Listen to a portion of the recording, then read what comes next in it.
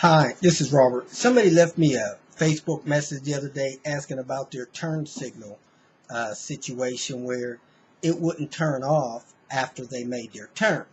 I knew I had a turn signal stock close to me somewhere, so I wanted to get that, demonstrate a little video. Hopefully that helped you understand exactly what's going on. In my hand right here is a turn signal stock thing out of a Volvo. Of course, that's where most of my parts are. But this little turn signal stock thing, I'm going to show you how it works. This is mounted to the steering column. When you turn the turn signal on left or right, a little peg comes out. You see it popped out here when you turn it to right or when you turn it to left. Okay, if you turn it left, your steering wheel column has a couple little pegs in there that'll brush across this thing to trip it whenever you turn the wheel back towards center. Now, if you turn the wheel back toward the same way, it won't trip it. But when you turn the wheel back the other way, it'll bump it and trip it. Now, if your turn signal stock is not returning to its neutral position, you have one or two problems. One, this little tab of this turn signal stock may be broken.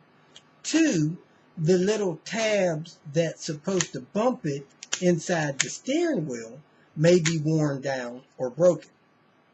Now, if it's the tab on the turn signal stock, you can normally get that replaced. This turn signal stock is about $185 new, and then the part that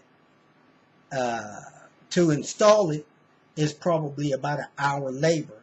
So if you had that done at the dealer, you're probably looking at $185 plus the $100 to put it on. You're looking at under a $300 problem.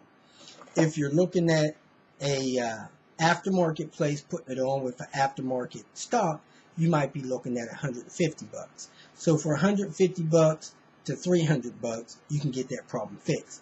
Now, if it's the problem inside the steering column, that will pose a whole lot more expensive repair.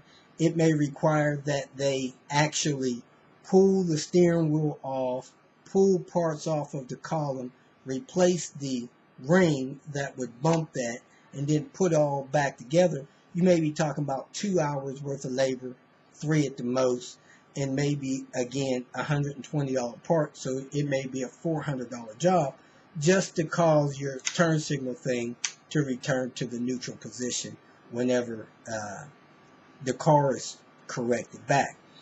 Now, on my daughter's car, something's going on with it that when you make your turn and you straighten the car up, it doesn't return. But if you turn the wheel just a little bit past it, it'll trip it.